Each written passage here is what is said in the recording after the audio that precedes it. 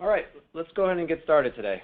My name is Justin Fishaw. I'm the Director of Content and Social here at Digital Sherpa. I want to thank everybody for registering and attending today. I know we did it at an unusual time for us, right around lunchtime, but I was hoping we can give you guys a time slot that you can maybe check in and learn some things on your lunch hour. Today's webinar is going to run about 35 to 40 minutes with time at the end to answer some questions. So as questions come up and you have some ideas, something you may want some clarification on or just a question in general, head to the GoToWebinar control panel under questions and go ahead and enter it. And then at the end, we'll go through and answer as many questions as we can. Today, I'm very excited about our guest.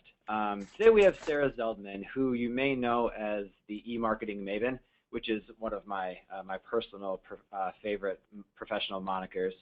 Sarah brings 10 years of awesome marketing and social media experience, and she really specializes in working hand in hand with businesses, that are new to this whole digital world and this digital marketing kind of world that we live in.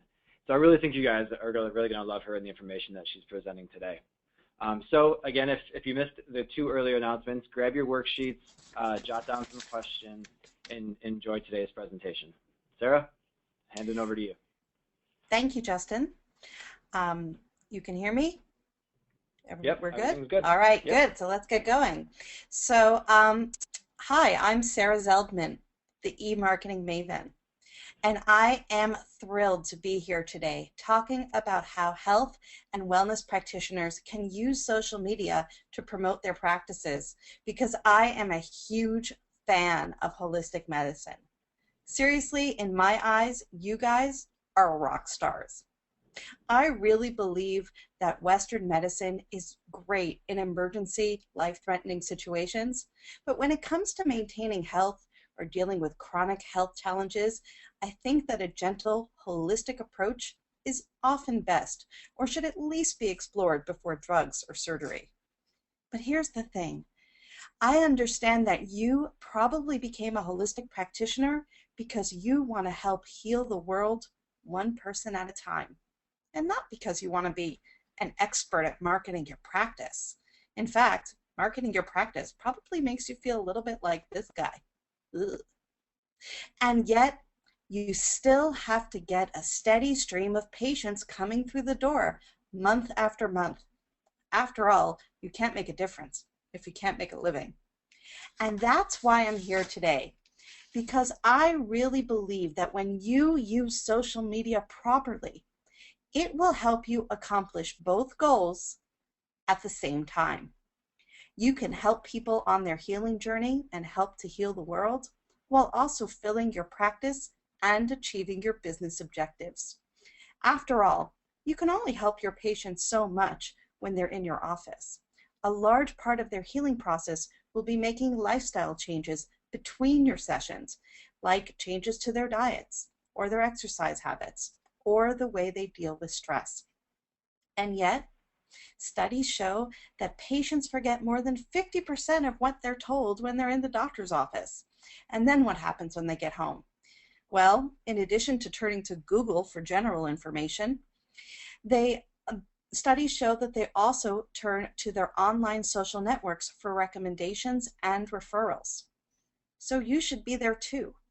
You can be on social media providing the tips, tools, and the motivation that your patients need as gentle reminders, reinforcing your relationship with them, and you can be attracting new patients at the same time.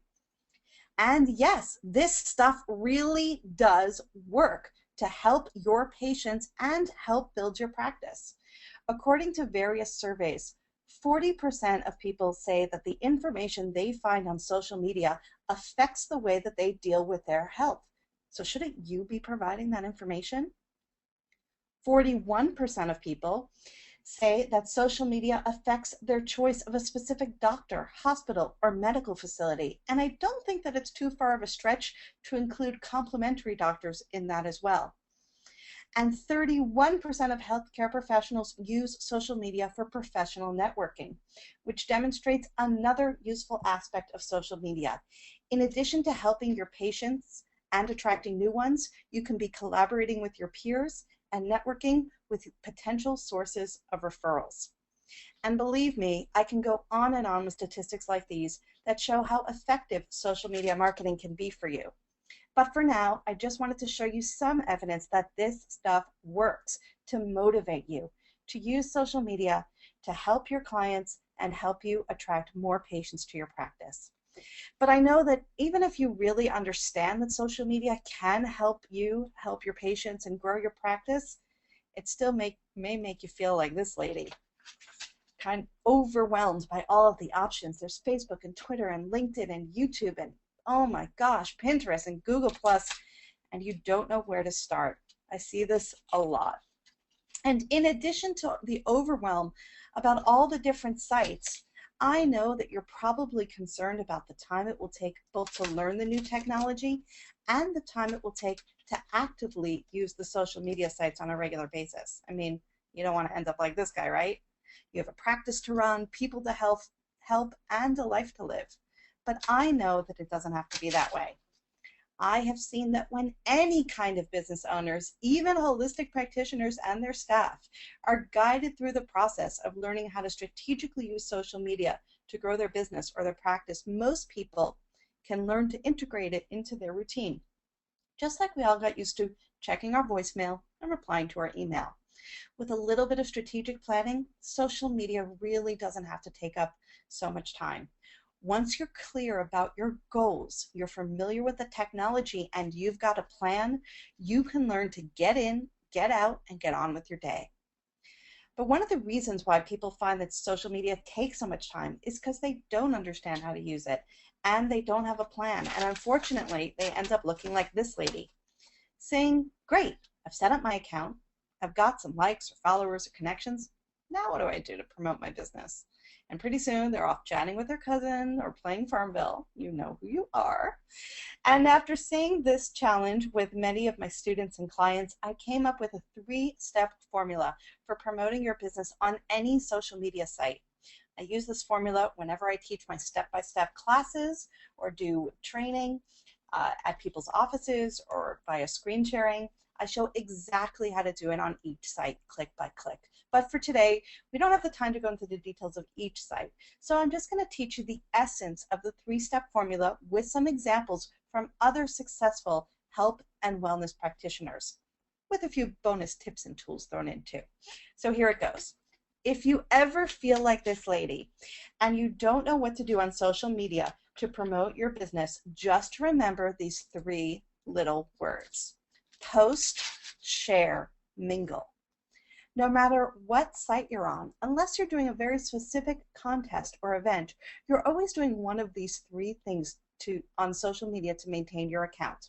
You're always either posting your own content, sharing other people's content, or mingling, starting and jumping into conversations.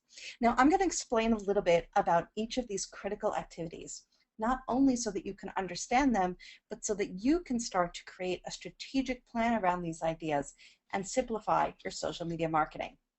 So let's start with the first step, posting your own content. When it comes to what to post, I see one common mistake. I'm not too worried about it with this audience, but I thought I should mention it just in case it's a block for you. The biggest mistake that I see with posting is that people think of social media as a place to post ads, as if it were a newspaper or a TV commercial or like an open air market where you could go hawk your wares. But really, you don't want to be this guy. If all you do is broadcast advertising messages about your practice, you're going to be very disappointed by the results that you get on social media. Promoting your business with social media is more like walking into a cocktail party or a barbecue or a networking meeting.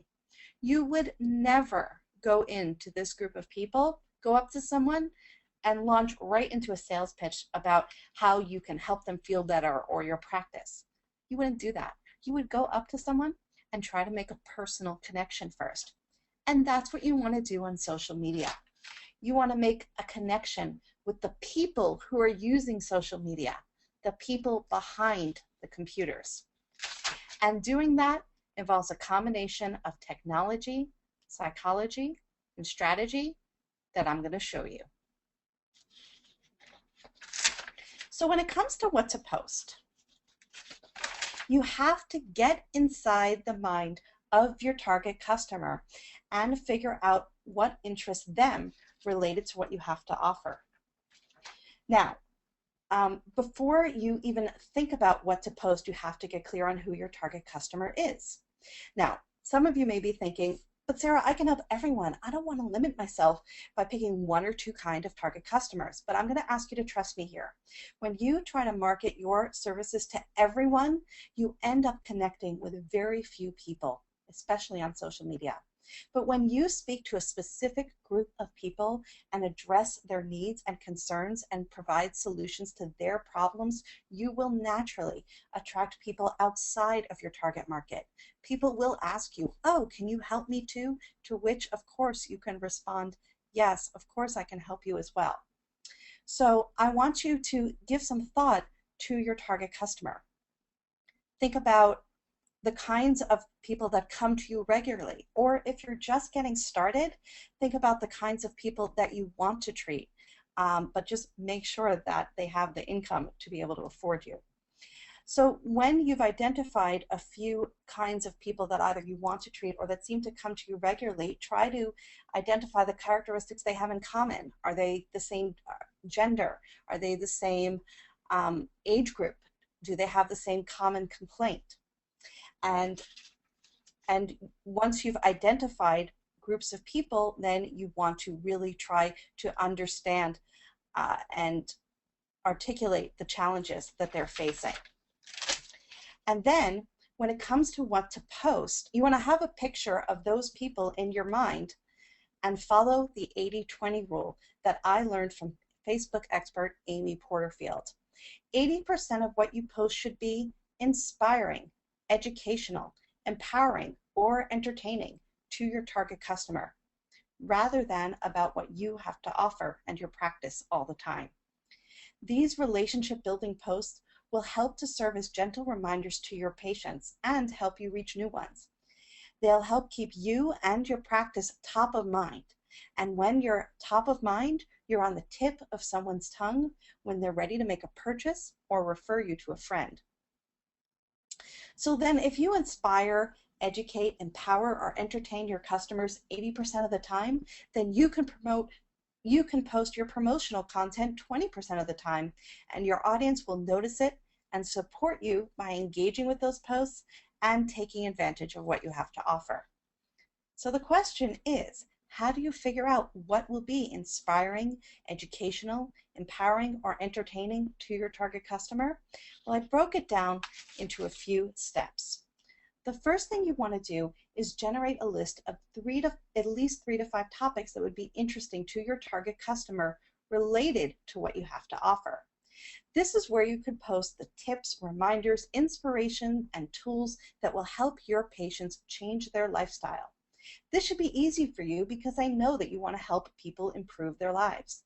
Just make sure it's not always directly about what you have to offer, or it'll get boring. For example, let's say that you're a traveling corporate massage therapist and your target market are busy female executives. Sure, you can post about massage, the benefits of massage, maybe different kinds of massage, but you can also post other help tips for your clients, like ideas for healthy meals on the go, quick exercise tips, or articles about stress relief and life balance.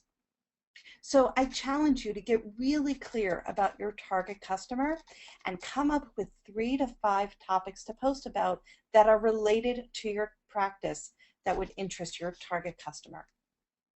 Then, once you've decided on the topics, it's time to consider the style of your posts. There are 3 different styles of social media posts: text, post, images, and videos, and I'm going to briefly show them to you. Text-based posts like these, they're the easiest to create because it's just a matter of typing. And here I have a list of the different kinds of text-based posts you could create about your company. You could do quotes, tips, thoughts or observations, like this funny one: screw the scale, don't even bother stepping on it. This journey is about your health. All the scale has to offer you is a number. That number does not define you.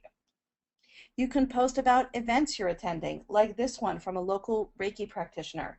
Exciting to be attending and speaking at the chamber party at the Toastmasters Club today. Looking forward to seeing all my peeps. Posting like that can help you make a connection with the people that are going to be there. You'll be surprised. People will get on and say, oh, I'm going to be there, and you create a connection before you even arrive. You can also post your opinions about different subjects related to what you have to offer. You can do updates and announcements about your practice. You can, with your client's permission, do case studies or showcase your client's results. You could talk about breaking industry news or ask engaging questions. Now, these are just a few ideas for text posts. Of course, there are more, but I figured this list would help you get started. Next, there are image-based posts like these real-life pictures from this Healthy Cookie Academy on the left, or this friendly reminder from a naturopathic doctor to try coconut for better skin, hair, and nails. You can also post cartoons like this one from naturalnews.com. And of course, you can post text-based images like these. Your social media plan should include images because they really stand out on social media and they usually get a lot more engagement than text-based posts. And as a little bonus, on your outline is a list of sites where you can make these kinds of images quickly and easily. And then finally, there's video. Video is a powerful way to get some attention on social media. Just remember to keep it short, 3 minutes or less. There are many kinds of simple, inexpensive videos that you can make about your business that don't require special equipment or anything fancy. You could do a demonstration like this video on how to make a green smoothie tasty every time. You could do a talking head video where you answer questions that people ask you all the time about your business or your products or your services. Like this chiropractor did a video on what's that popping sound when I crack my neck, and it got over 60,000 views in its first year. And I've seen the same results happen with just a plain white background, so you really don't need anything fancy. You can do a slideshow video with pictures set to music using a website like animoto.com. You can do a fun behind-the-scenes reality-style video where you show people how you work with clients or how you make your product, or just you and your staff doing something fun at the office. People really appreciate these kinds of connecting videos. And of course, humor is always good. For a great example of a funny, low-cost video, you can go look up the Dollar Shave Club's video. It went totally viral because it was just so funny, and it's a great piece of inspiration for something that you could do. So once you've gotten clear on the topics and the styles of your posts, the next thing to do is to create a list of sources for your posts. Maybe you have articles that you've already written or speeches that you've given that you can recycle into posts. Or maybe there are some industry websites or magazines that you can check regularly to get ideas and content for your posts. It's really helpful to make a list of these sources in advance so you'll always know where to go for information and inspiration. And then, once you've gotten clear about the topics, the styles, and the sources of your posts, of course, you want to make sure that your audience gets engaged. No, not that kind of engaged. I'm just making sure you're paying attention.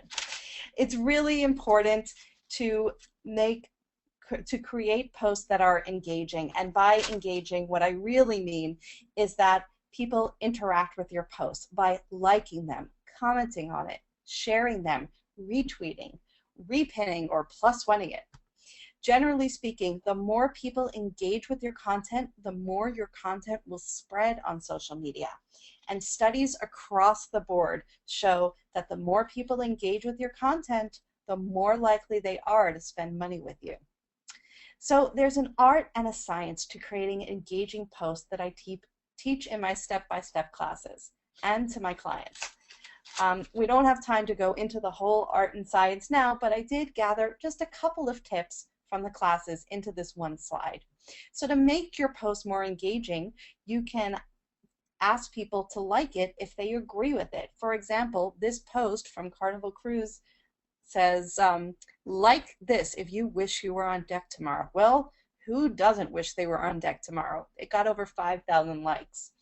You can also ask people to caption your picture, like this funny picture in the lower right. You can also ask an engaging question, like this one. If your life were a feature film, which one would it be? These questions help to get people commenting and respond and boost your engagement and then help your content spread. You can also ask for feedback on an idea for your practice or a service that you want to offer. People love to share their opinions. So these are just a few ways that you can make your posts more engaging.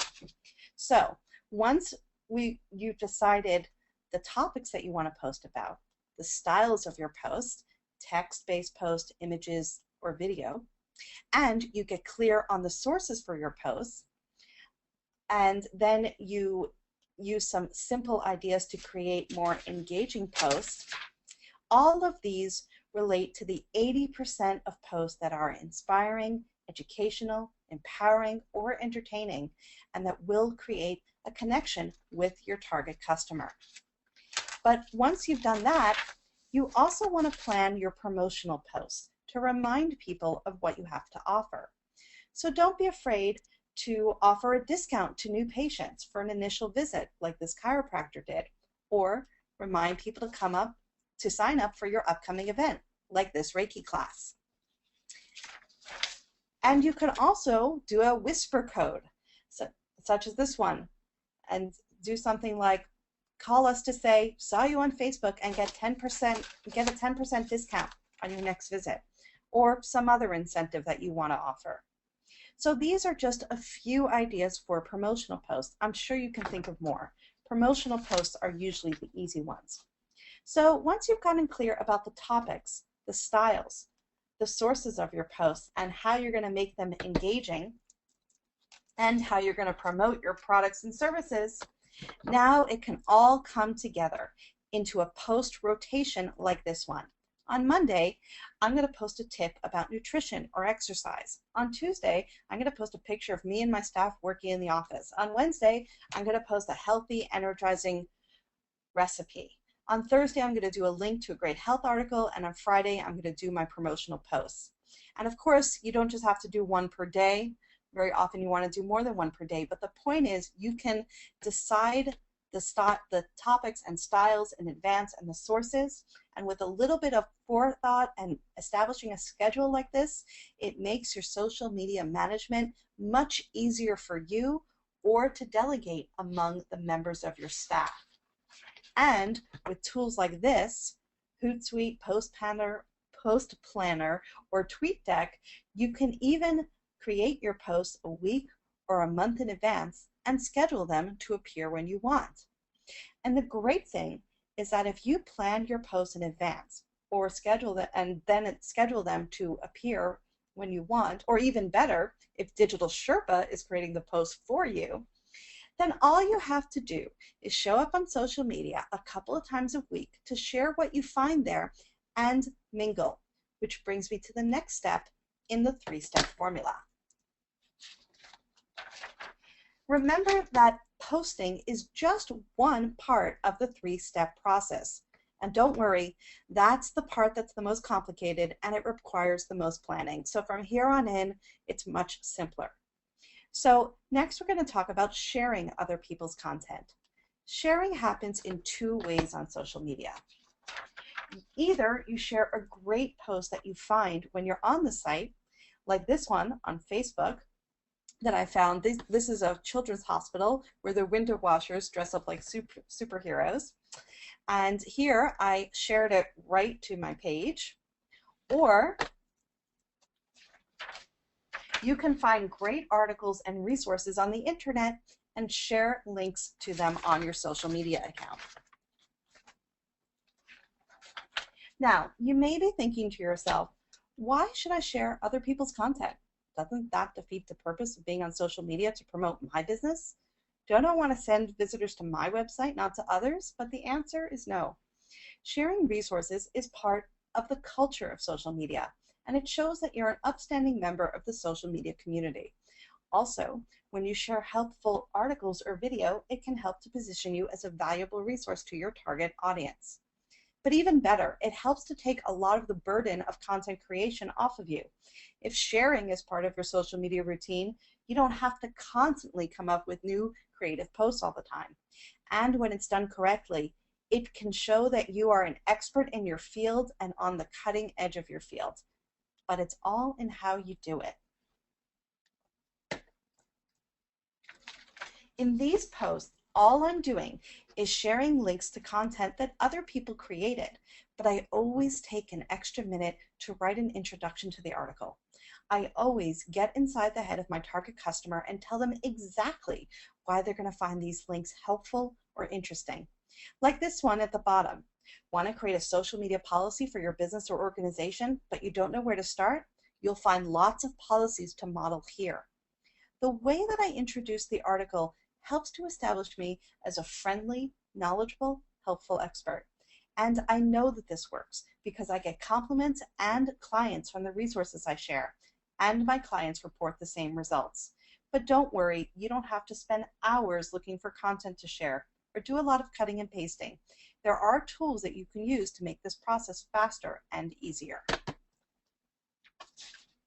For example, you can have the latest posts and articles on any subject sent right to your email inbox every day with sites like Google Alerts and Social Mention. Just put in a word or phrase and your email address, check the results on the side to make sure it's what you want, and then click Create Alert, and every day you'll get an email that has plenty of good articles for you to share on social media.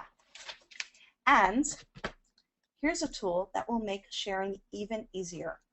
When you sign up for Buffer at bufferapp.com, you can set up the times of day that you'd like to post and drag this icon to your browser bar.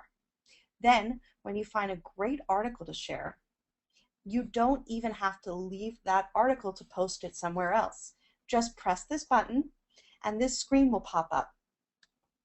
And then you can choose to post it to Facebook, LinkedIn, Twitter, or any combination, and write your introduction here.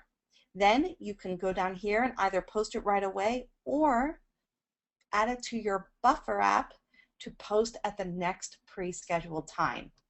I know lots of people whose social media routine mostly consists of checking their email from Google Alerts in the morning, finding some good articles to share, and loading up their Buffer to post throughout the day. So it looks like they're on social media all day, but they're not.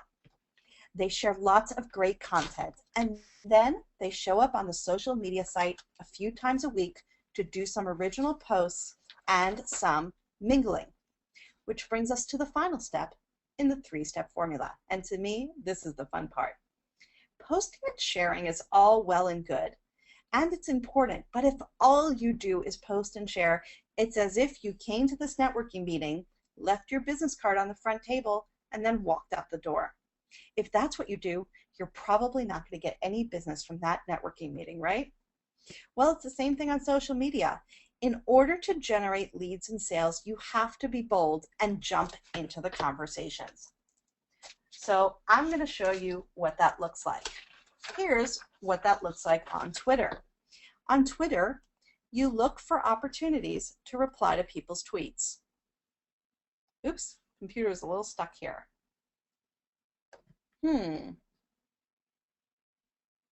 Not sure what happened there. All right, there we go. Give me 1 second. Couple of technical difficulties here. We'll get back in the swing of things. Go back to this. There we are. On Twitter, you look for opportunities to reply to people's tweets. For example, okay, forgive me. I'm hearing music in the background, and I have no idea where that's coming from. Are you hearing that? I'm going to ignore it and... Okay. Yeah, go on. No big deal. We'll get rid of it. Please forgive me. I have no idea. That is a mystery. Okay, there we go. Sorry about that. All right, moving right along. Talk about a blooper. All right, So you look for opportunities to reply to people's tweets. For example, here, I noticed one of my colleagues tweeted, "Today's my 10th anniversary as an online solopreneur." So I tweeted back, "Mazel tov, congrats to Kelly McCausey on her 10th anniversary as an online solopreneur." Another way to jump into or start a conversation is to ask a question of an industry leader.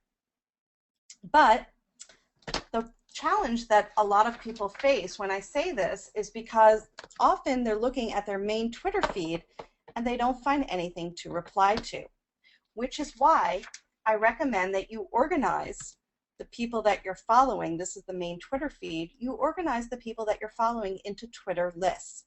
You can create lists of your clients and prospects or even local journalists or organizations to mingle with, so that once they're organized into a list, when you go and click on one of these lists, you have a much more focused, targeted newsfeed. Like, these are people, only people that live in my city. So your conversations could be a lot more focused. So then you look for tweets to reply to or to retweet. And that's how you jump into conversation.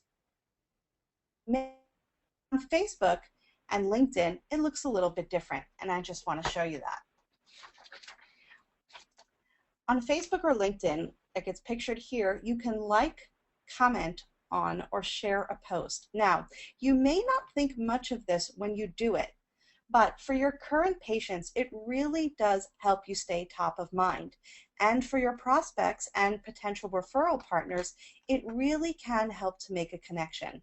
In fact, I always want to say that if you get on someone's radar, like by liking, commenting, or sharing their post 3 or 4 times within the span of 14 days, that's a good way to go about establishing a connection.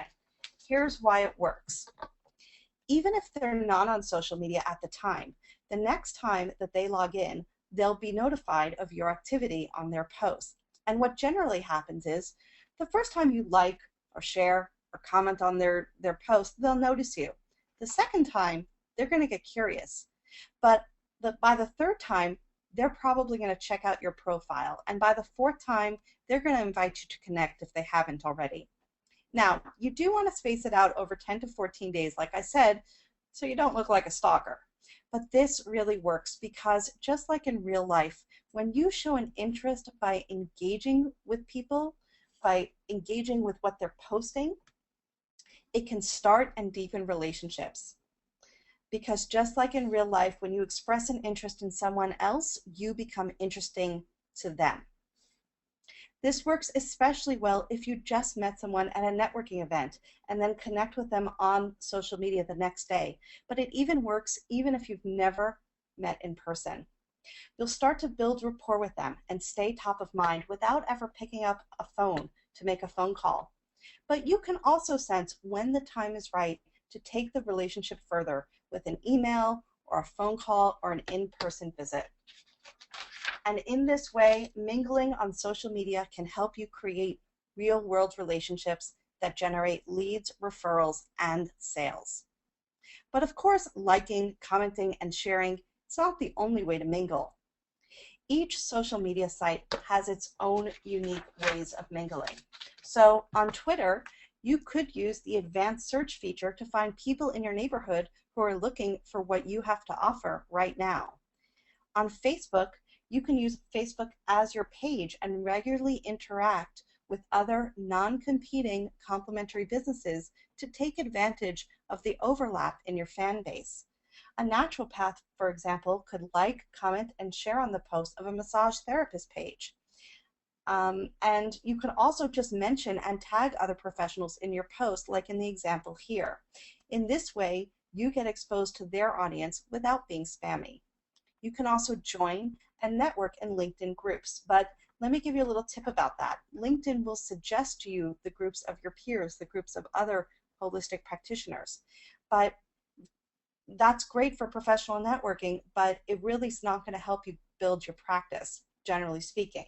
So you want to go where your target customers are hanging out. So if your target customers are baby boomers, then hang out in a group where baby boomers are likely to be, not so much in the group for holistic practitioners.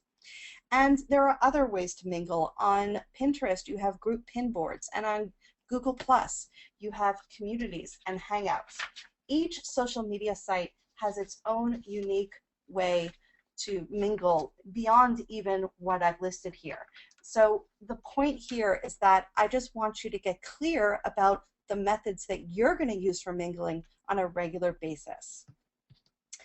Now, so that covers all 3 steps in the 3-step formula: posting your own content, sharing other people's content, and mingling, jumping and starting and starting and jumping into conversations. But of course, there are other ways you can use social media to promote your practice.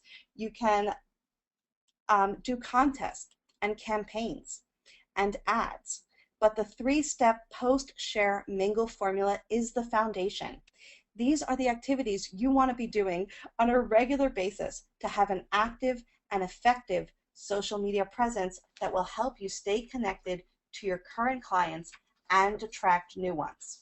So now that you know the 3-step formula, you're never going to look like this lady again, because now you'll be able to accomplish your goals of helping people heal and filling your practice. Because now when you get on social media, you can say to yourself, today, I'm just going to post some health tips and reminders, or I'm going to create the post in advance and schedule them to post throughout the week. Or I don't have any tips to post today. I'm going to just look for something to share at my favorite sites and find some conversations to jump into. And then you can set a timer and get in, get out, and get on with your day. And remember that when you post, share, and mingle on a regular basis, even if you're not posting something that's directly promotional, it will help to establish you as a friendly, knowledgeable, helpful expert or company, and most importantly, it will help keep you top of mind. And as I said before, being top of mind means that you are on the tip of someone's tongue when they're ready for your help or when they're ready to recommend you to a friend. And we all want that. So if until now your social media strategy has looked like this, or if you've tried social media and you haven't gotten the results that you want, it would be my pleasure to help you further. Whether you come to my local hands-on social media workshops, or I come right to your office in the Greater Toronto area, or we meet virtually with the help of screen sharing technology, I always introduce you to the site of the day as if you've never seen it before, and I show you how it works for business. I guide you through setting up an optimized account and answer all of your technical questions about how to use the site. And then I show you exactly, click by click. Annie really wants to sing today.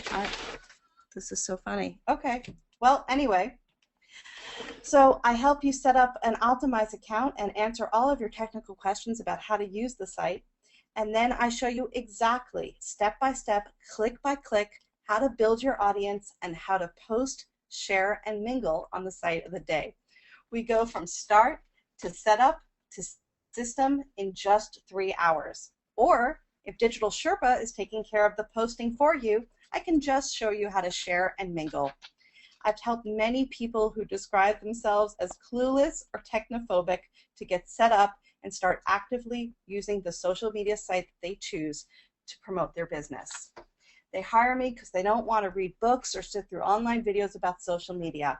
And they tell me there's simply no substitute for having someone teach you click by click and be right there to answer your questions. So if you want to learn more about my custom training services, you can, or those workshops that I offer, you can visit my website at www.theemarketingmaven.com. And again, if you're in the Greater Toronto area, you can learn about my upcoming social media intensive series by clicking on that big blue banner there. And while you're there, you can also sign up to get my free ebook, How to Master Social Media Marketing in a Minimum Amount of Time, which goes over a lot of what we discussed today and more. When you sign up to get this and my website, you'll also be put on my email list to get social media tips and reminders about more seminars, workshops, and webinars. So that's what I have today, folks. I really hope that that was helpful. Thank you for putting up with the technical difficulties. Please feel free to stay in touch. Tweet me, like me, connect with me. I didn't want to put all the social media accounts here, so you can go to about.me/theemaven and you'll find links to all of them there. And now I'm here for questions, as long as little orphan Annie will keep quiet. Thanks, Sarah. Very, very powerful stuff. The great thing about doing live presentations is you never really know what's going to happen technically on the computer.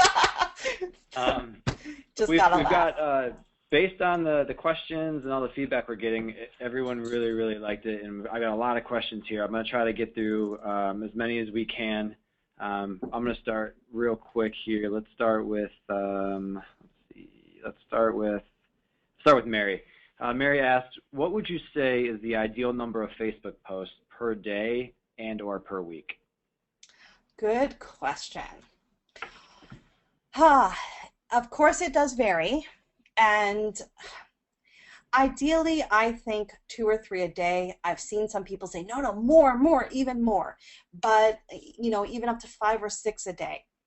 There are a couple of answers to that. Number one is test and tweak. If you really want to find the ideal, then you do 2 or 3 for a month or 2 months and see how that goes, and then do 5 or 6 and see the results for yourself. But it also depends on how much you can handle and how much you can juggle, and are you doing these spontaneously in the spur of the moment? Are you going to be able to do it 2 or 3 times a day, or are you scheduling them in advance? If you're scheduling them in advance, then then take the extra time to do a few more, because generally speaking, more on Facebook does seem to work better, and that's especially true for Twitter as well. Did I answer that question? Are we going to go on to the next one? No, that's perfect. Yeah, and I think it's like you said, it's really about measuring and seeing what works for your business and testing it all out. Let's stick with Facebook. We have a question from Sarah. What are your thoughts on promoted posts on Facebook? Well, I think that you gotta do it now if you really want to make sure something gets seen, but I refuse to cry over it. I refuse to let my clients cry over it, because it is, or kvetch or moan or complain, because it really is extremely cost effective. If assuming that you know how to create a good engaging post and that you know how to target it, you're really only paying, if you target it well, you're really only paying for your perfect ideal customer to see it, and it can really be pennies on the dollar. And when you compare that to paying for advertising in a newspaper or radio or direct mail, it's just so extremely cost effective. But here's one tip I really want to give you. When you do a post and then underneath it says boost post, do not boost your post from there. Always, always, always use the advanced settings and go in and target that post really well. You can choose to show it to only men or only women of a certain age group with certain interests from a certain area. And when you do that, especially if you're targeting hyper locally, it can not only bring down the cost, but just make it so much more effective for you.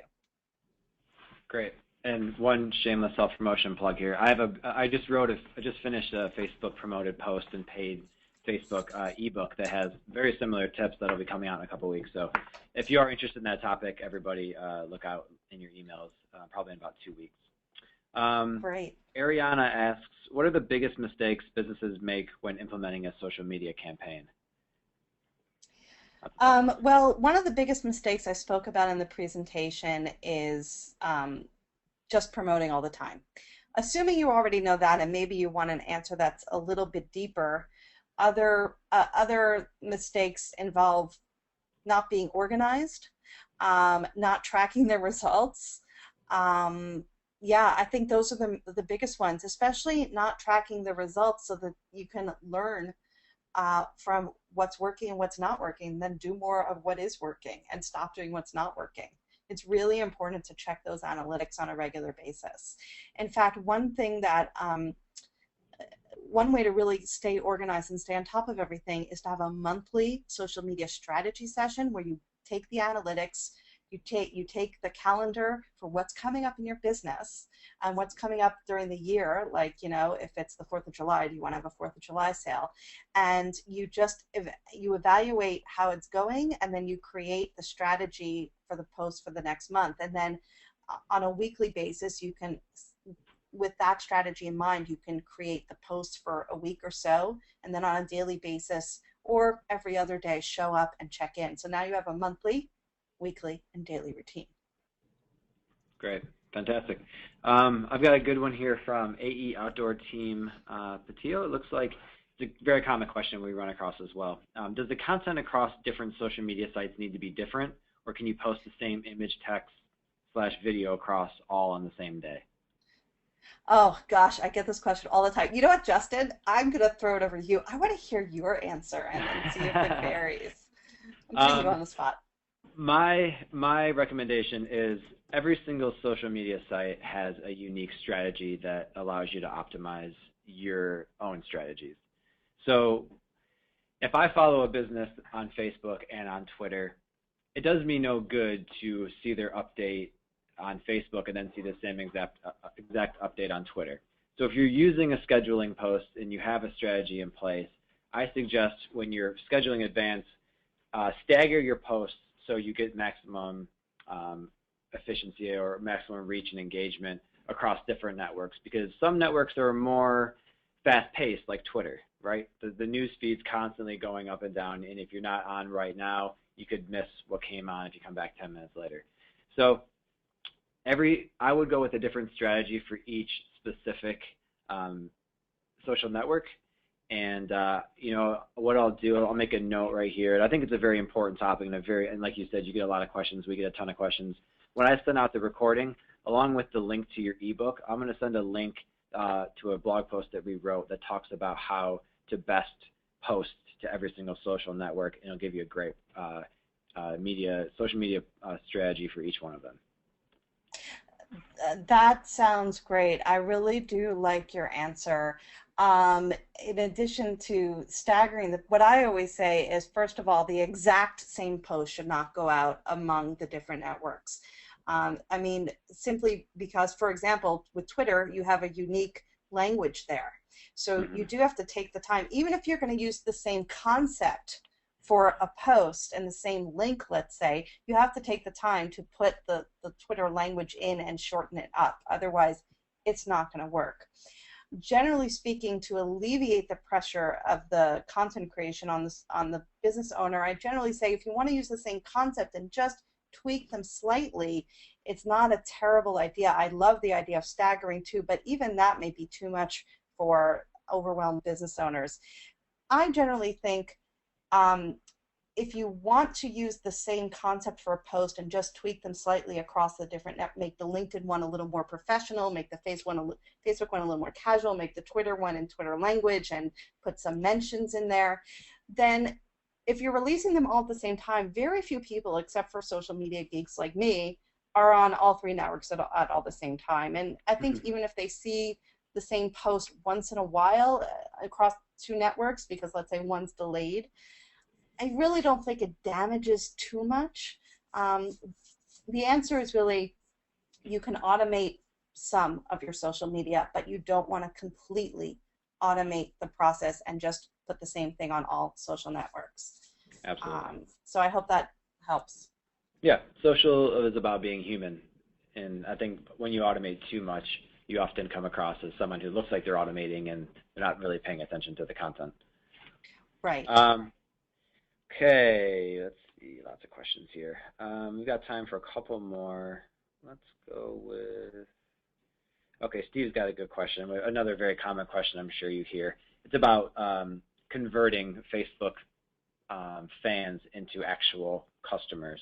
He's a mortgage loan officer, and he says he has a Facebook page that stinks. He wants to know how to convert those fans into, real dollars, real tangible results. Well, the thing is that as a mortgage broker, you said, is that correct? Mortgage loan officer.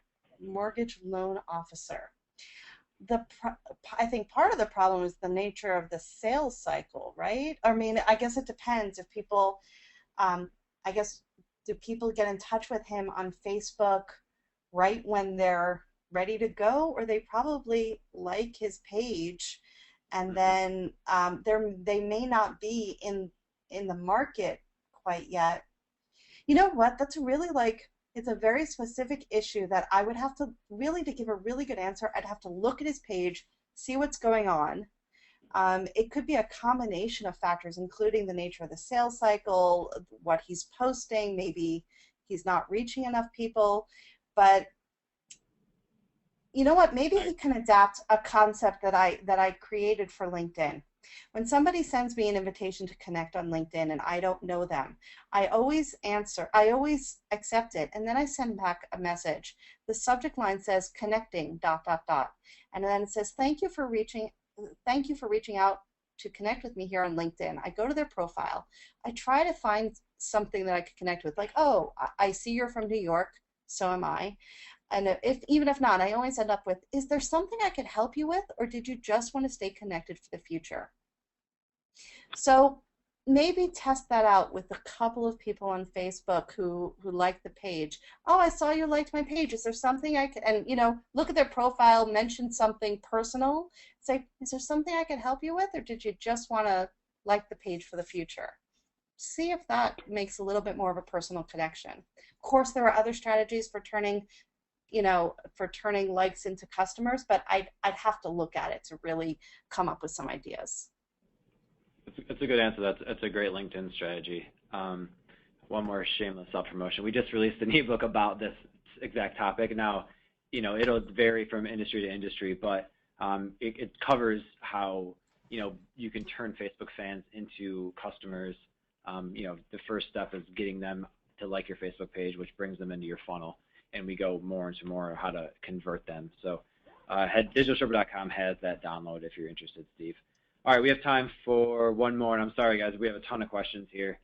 Yeah, Um, wait, one more thing on that. Actually, the obvious thing, which I forgot to say, is that the next step is to get them into your email funnel, that when they like the right. page, you give them something of value to get their email address, and then you take it from there. That's obviously the most, and then you have a really good email marketing strategy in place to convert lead, email Right. into lead. Okay, next, one more No, question? that was spot on. That was a good one. Okay.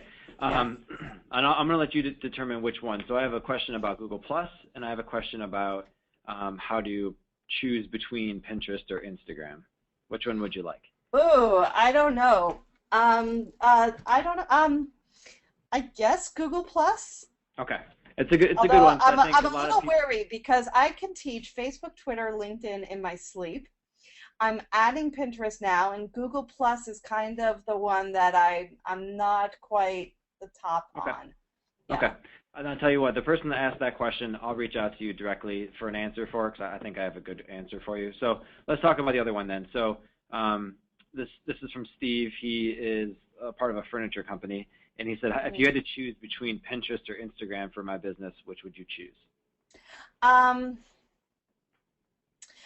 Generally speaking, I think Pinterest, because everything that I see says that Pinterest drives the most traffic and the most sales. People go there in a shopping mode. At the same time, I've heard anecdotally Instagram helping a lot of businesses that lend itself to a visual medium as well. I would definitely lean strongly toward Pinterest, but again, I tell you, test and tweak. Try both and see what works. Absolutely. Great. Okay. So, like I said earlier, this webinar was recorded, and I will be sending it out probably within 24 hours once I get the video finished. I'll include a link to Sarah's ebook. I'll also include a link to that blog post I spoke of earlier.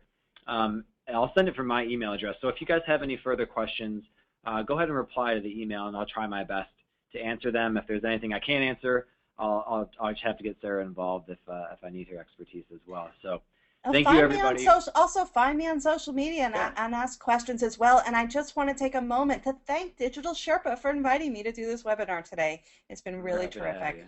It was fantastic. Thank you so much for being here. Yeah, you can tweet us questions, tweet Sarah questions, and we can keep the conversations going. Again, thank you Yep. everybody for attending today, and you'll receive an email from me within 24 hours. Okay? Everyone have a good day. Thank you.